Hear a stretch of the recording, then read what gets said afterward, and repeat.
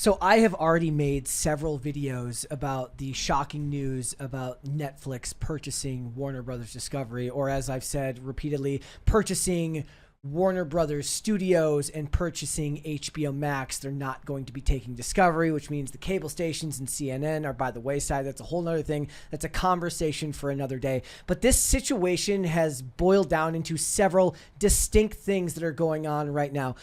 David Zaslav is already talking about layoffs and the possibility of layoffs. He is trying to ease what's going on to the people that work for him, saying that it's possible that there won't be many layoffs because Netflix doesn't have a lot of the people in the positions that Warner Brother has. We all know that that is not how it works in the real world. People will be laid off. New people more favorable to the administration that's taking over things are going to be brought in. Jobs will be lost. But beyond that, the Writers Guild of America has come out on top of SAG and all of these other institutions condemning what is going on.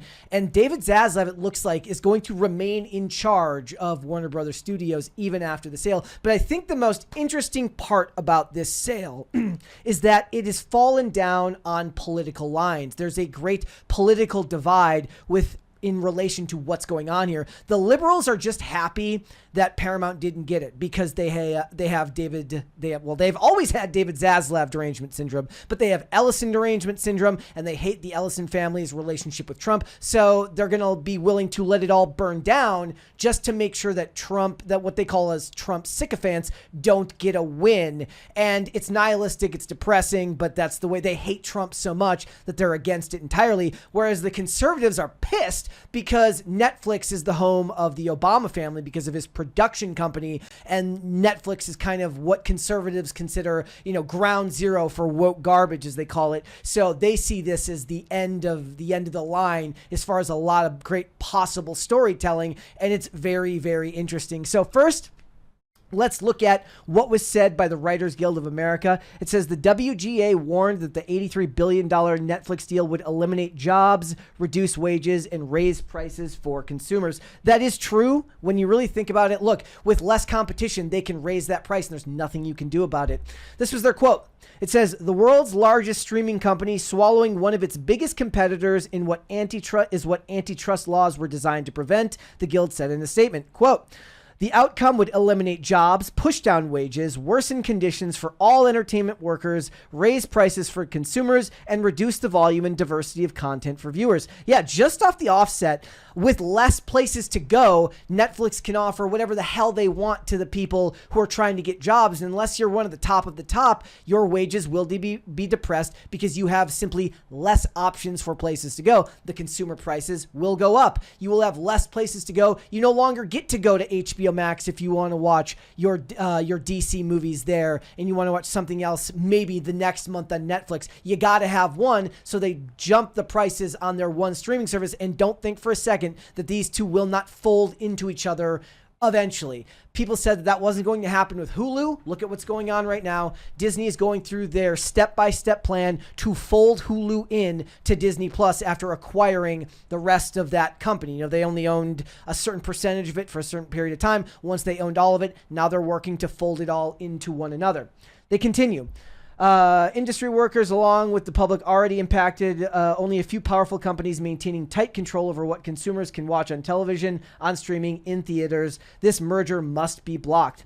The WGA has a consistent track record of opposition to media consolidation, arguing that it shrinks the market for writers' work. After Warner Brothers Discovery commenced a review process to field merger and acquisition offers in October, the union said that combining Warner Brothers with Paramount or another major streaming or studio would be a disaster for writers, for consumers, and for competition. I think a lot of people agree here. Now, here's where David Zaslav is getting into it, because he did like a town hall Friday morning, and obviously his employees are going to be terrified because they're looking at a future that is unbelievably uncertain right now. He says, I understand that the last couple of weeks have been disruptive and it's tough to read about every day. He said, and where we are going to end up in the idea of coming together with another company, there's going to be some trepidation. I understand that, but it's a good fit. The intention is that they want to keep most people because they don't have a lot. They don't have a motion picture studio. They don't have a big gaming business. And so it feels very good for our employees. Yes, intentions are fickle. Intentions are interesting because they could intend whatever they want. It doesn't mean that once all of this folds into one another, that they're not going to oust people that they don't want to work with, that they're not going to bring in, once the infrastructure is created, that they're not going to be bringing in their own creatives that their own executives handpick because those are the people they want to work with. Very rarely, if ever, and I mean ever, does any type of merger ever just exist without a bunch of people getting laid off. That's not how it works. And the people have a right to be concerned when it comes down to it. And I think that what he's doing here is he's using the corporate doublespeak. He's using the corporate bullshit words. I'm surprised synergy wasn't used in there as they talk about their aligning goals and aligning our values and all this bullshit that executives do. Look, it's not, David Zaslav is an interesting person because for me, I was always kind of fascinated by Zaslav derangement syndrome. And I do think it is a very real thing, but a lot of those people, they had a point when it comes to all of this. What we're seeing right now is bad for Hollywood as an industry. And if you're on the side of the creatives, great. It's bad for them. But if you're on the side of the audience, it is horrible for them as well. So again, this has become a weirdly political divide for a lot of people. So let's look first at what Benny Johnson said about it. Let's look at what the conservatives are saying about this. He says, this is the most dangerous media consolidation in American history. Netflix is trying to acquire Warner Brothers and HBO in an $82 billion deal. This means Barack and Michelle Obama and the Democrat super donors that run Netflix will now own a monopoly on children's entertainment. The Obamas have a 9-figure Netflix production deal. They've released 17 propaganda titles focused on children, fatherhood, BLM, and trans ideology. Obama insider Susan Rice sits on Netflix's board. With this deal, they will now control Batman, Superman, Harry Potter, Lord of the Rings, Looney Tunes, Scooby-Doo, and many other children's classics. If it closes, and the most powerful propaganda machine in history will be owned by the same people who weaponize the IRS and the FBI and the DOJ against American citizens. They will write the scripts, reboot the heroes, and algorithm push trans identity, race guilt, and anti-family messaging straight into your living room. Your daughter will be told girls can be boys before she can read. Your son will be told America was built on evil. Antitrust laws exist for this exact moment. Prohibit mergers that create monopolies. This is textbook illegal. Cancel Netflix today. Call the FTC and DOJ with demands to stomp this deal under every antitrust statute on the books. Force Congress to block it. Kill the deal. Full stop. Then Matt Gaetz jumped in. He says, Trump must stop this. The DOJ and Pam Bondi will surely see this as antitrust violation and deeply harmful to the marketplace. The most massive content distributor lashing to a massive content producer, I think he meant latching to a massive content producer and catalog, will create a homogenized woke nightmare for all media. Look, the most interesting thing about this is David Zaslav was a champion of deregulation. One of the reasons he said that he was optimistic about a Trump presidency was Trump was pro-merger and pro-business. So it's very, very true that a lot of these CEOs, Ted Sarandos made a trip to Mar-a-Lago. David Zaslav met with Trump. All of them wanted to get their piece of the pie and make themselves favorable to the Trump administration because of things exactly like this. And now we see what the liberals have to say about it. So John Rocha, he says, yeah, no surprise. People have been chicken littling about this death of the industry since last night. I think Netflix knew that what they were buying and he said, I think they knew what they were buying and they knew people want to see movies in theaters and they made a business move. Nothing wrong with that. The industry has survived so many changes over the decades because people love to go to the movies. It's supply and demand. Movies are still making hundreds of millions and billions of dollars. Avatar 3 is about to prove the power of movies to make money. Netflix recognizes it and made a move to go to the next level. Yeah, but the thing is Avatar is making money, not domestically.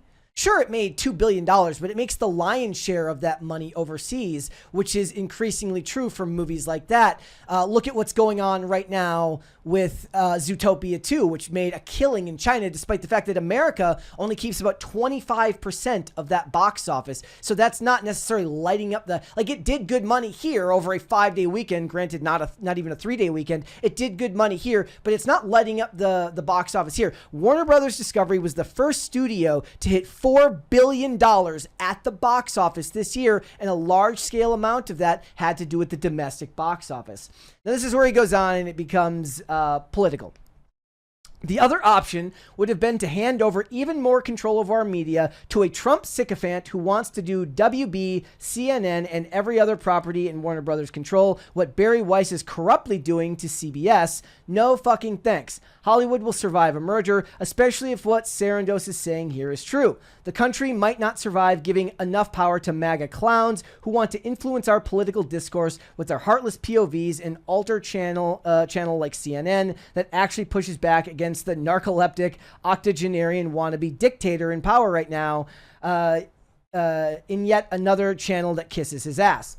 So he's pushing back in the complete opposite direction. And the thing is here is when you hate somebody, when you really, really hate somebody, when you hate Trump, when you hate people who support Donald Trump, when you see them as an other, when you don't see them as a human being, you're willing to walk something you love right into the hands of somebody who doesn't know who doesn't want what's best for you. So you can talk about Hollywood surviving, and yes, some form of Hollywood will survive. But there's a reason even Elizabeth Warren is pushing back on this. There's a reason why plenty of people like the WGA and the Writers Guild of America, the Screen Actors Guild are all pushing back on this, because you're going to walk this company that could be creating content on its own into the hands of somebody who wants 2-week theatrical windows, who doesn't see value in the theatrical model, and want to consolidate down these companies, create less jobs for everyone involved, all because you want to spite Donald Trump and his supporters. Look, your concerns are valid. Your concerns are valid about any one station owning too much of the media. But the thing is, you're just talking about it going the other direction, right? You could make the argument that, yeah, you're saying it's less bad because they're not going to be acquiring CNN or any of the cable stations. That's the news division of it. The people making the movies are less concerned with the movie division or with the news divisions right now than they are for their own jobs. And neither side of the aisle want this. They just don't want it for different reasons as it goes. This guy says, Josh Parnham says, unfortunately, this was the lesser of two evils with Paramount being involved. Still so fucking bleak. So even then, they know that what they're looking at is awful. And then Doug TeNapel gets into it. He has an interesting perspective. He says, I've pitched to Netflix and to Warner Brothers, and all of the execs at both companies have been completely interchangeable for 10 years. This is just a rescue of two failing companies. Warner Brothers, because old Hollywood is a dead model and needs Netflix distribution into homes as a reliable brand. And Netflix needed a content library since nobody wants to see what they develop in-house because Stranger Things is their only real hit and it's empty calories. It's really no different than Disney Plus buying Fox so they could own Star Wars in the deep Fox library on their streaming services. It means Fox Studios couldn't make it anymore. Yeah, but the thing is, what people are saying right now, the people who are in support of this deal are saying that they're going to get all this money and Netflix is going to dump all this money into Warner Brothers, and it's actually going to be great for Warner Brothers because they're going to be able to make all of these huge budget movies. They're going to make all of this money because they're going to dump a bunch of money into it. No, you're spending $82 billion on a company. You are going to be cutting budgets. You're going to be cutting jobs. You're going to be cutting things down because you need to save money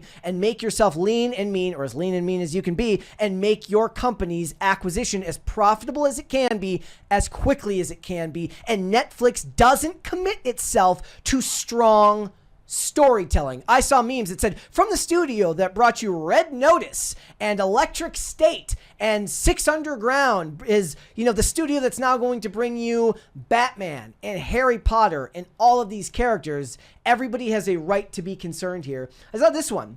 It says, no rational person believes that Netflix ain't going to take $500+ million Batman, Potter, and etc. 4 to 6 week theatrical runs and then drop it onto the streaming service. They can get their cake and eat it too, because he says that people can't be that dense. Look, they spent $320 million on Electric State. They spent $200 million on The Gray Man. They spent $200 million on Red Notice. They spent $160 million on the Irishman. What the guy described earlier as empty calories is actually true. They will dump hundreds of $millions just to dump it on a streaming service. Now, will they spend hundreds of millions of dollars to dump Batman on a streaming service? No. But do I believe that the Batman theatrical window could be compromised because Netflix wants to release it as quickly as possible for all of their streaming audience who are so diligently going to wait rather than spend money at the theaters? Yes, I believe that they would. I really do believe right now that people should come together.